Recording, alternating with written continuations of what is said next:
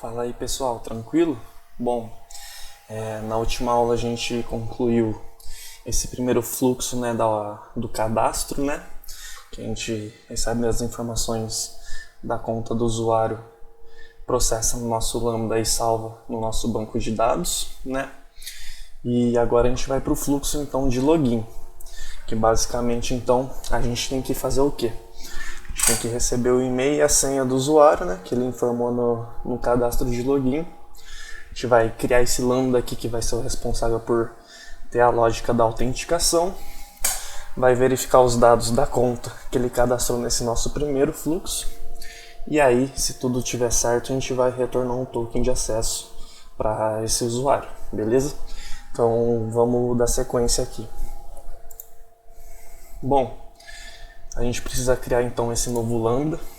A gente tem aqui o Authentication API Signup do primeiro fluxo. Vou criar um bem parecido com ele. Vou chamar aqui de API. Vou copiar aqui o nome. Login.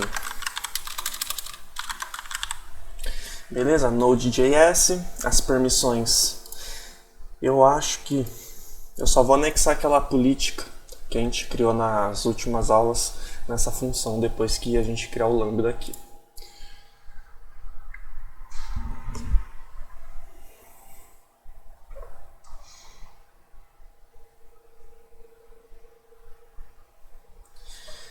Boa. Bom, criamos o lambda, já vou alterar aqui a permissão para a gente não esquecer e não tomar aquele erro de permissão de acesso da nossa tabela do Dynamo. Então vou vir aqui em permissões, vou abrir a role do lambda que foi criada junto com ele. Lembrando que sempre que a gente cria um lambda, a AWS automaticamente cria uma função com as permissões básicas de um lambda, que é basicamente a gente poder criar logs no CloudWatch, né, para debugar, igual a gente viu nas últimas aulas, e a gente vai anexar aquela política do Dynamo.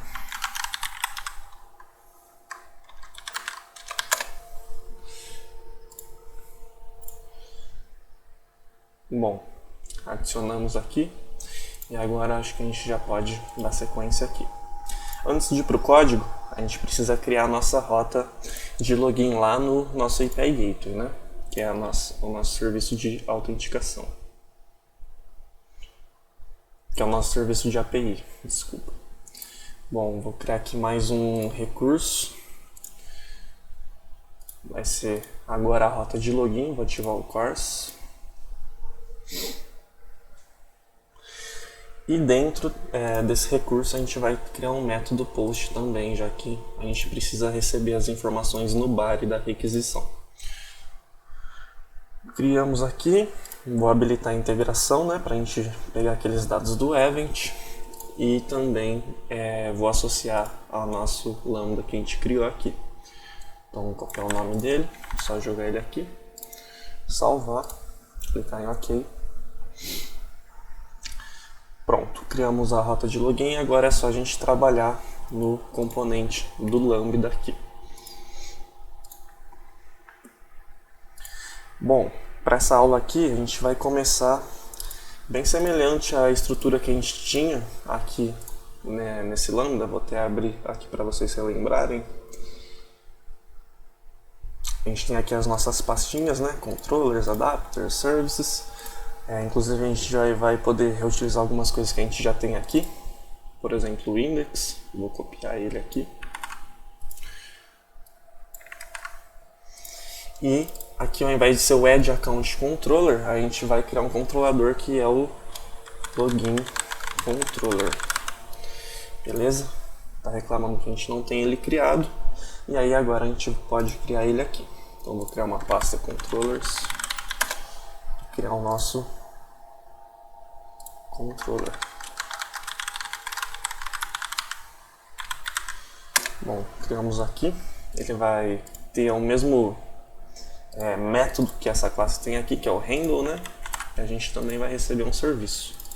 Então, vou copiar aqui, só alterar os nomes. Vou ampliar aqui para ficar melhor. Login controller. E aqui, quem vai ter a nossa regra de negócio não vai ser esse Add Account Service, né? Vai ser o Authentication Service. A gente vai ter que verificar as informações que o usuário mandou na requisição, ver se ele pode ser autenticado ou não. Substituir aqui. Aqui eu vou apagar tudo isso aqui para a gente fazer junto. Beleza, criamos aqui então nosso login controller. E agora, então, qual é o fluxo? O que a gente precisa fazer nesse controller para saber se o usuário está autenticado ou não? A gente precisa validar o body da requisição, né? Ver se ele está passando e-mail e uma senha. A gente vai chamar o serviço de autenticação e caso esse serviço retorne alguma coisa, a gente retorna 200. Se não, significa que ele passou às vezes a senha errada, um e-mail errado, enfim, não é uma autenticação válida, então a gente retorna um 401, que é o erro de unauthorized. Deixa eu vir aqui, 401 error, HTTP. Então é esse erro aqui, né? A solicitação não foi aplicada porque não possui credenciais de autenticação válidas. Então vamos lá. Primeiro de tudo, então, a gente tem que validar o body da requisição. Os nossos campos obrigatórios são o e-mail, o password, beleza? Vou fazer aquele mesmo for aqui. Então, a cada campo dos campos obrigatórios, a gente vai ver se ele está presente no nosso body do request aqui. Então, request.body,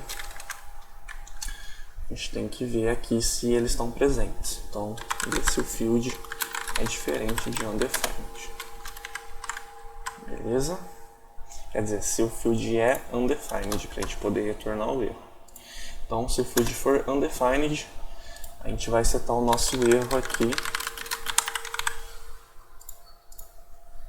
para ser um erro de 400, porque o front-end, o cliente, né, melhor dizendo, chamou a rota sem passar os parâmetros obrigatórios.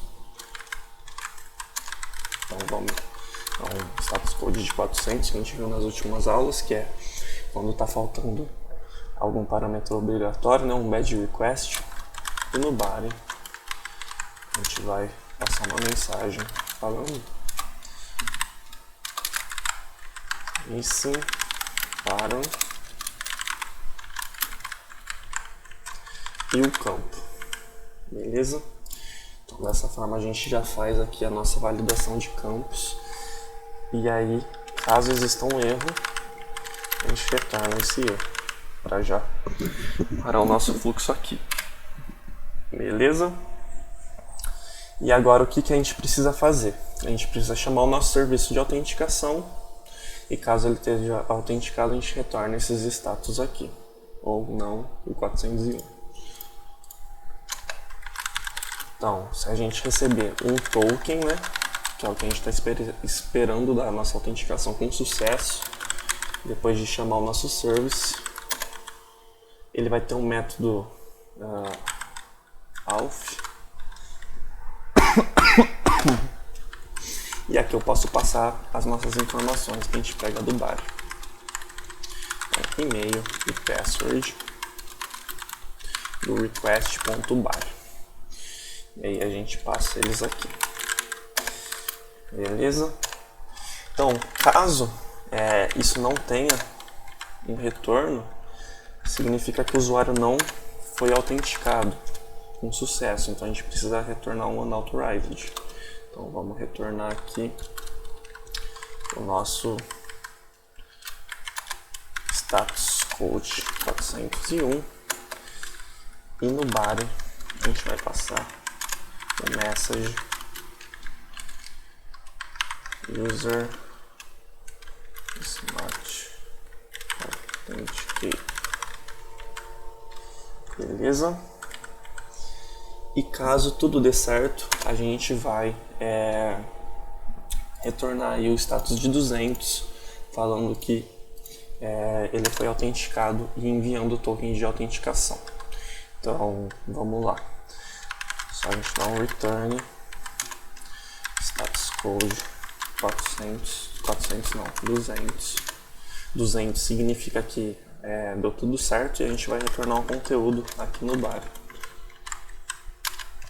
E o access token vai ser justamente esse access token que o service retornou. Então, com isso a gente finaliza aqui o fluxo do controller, tá bom?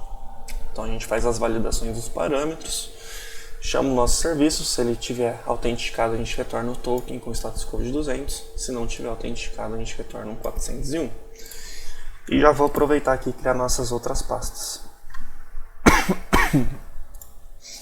Então a gente vai ter os nossos services, que no nosso caso vai ser o Authentication Service. E ele vai ser uma classe Authentication Service. No construtor a gente vai receber alguns parâmetros que a gente vai fazer depois, e ele vai ter um método auth. A gente vai estar esperando receber um e-mail e um password. Beleza? Vou exportar aqui para a gente conseguir importar depois lá no nosso index. Vou criar aqui os nossos repositors, tá bom? E também os nossos adapters, igual a gente viu na nossa outra aula, que a gente vai precisar dos adaptadores aqui no nosso serviço para fazer a gente encriptar o e-mail do usuário para gerar o nosso JWT, que é o nosso token de acesso. E também naquela biblioteca do bcrypt que a gente viu na aula passada, ele tem um método que é o compare, que a gente vai comparar se a senha que o usuário está passando na requisição é equivalente ao que está salvado ou criptografado no banco. Então, justamente para a gente conseguir fazer essa comparação de uma senha não criptografada para uma senha criptografada no banco. E a gente validar isso, tá bom? Então, para essa aula, pessoal, acho que vai ser uma aula mais curta. E vai ser isso aqui. Aí a gente continua. Na próxima a gente cria o nosso service, tá bom? Então é isso, pessoal. Valeu aí.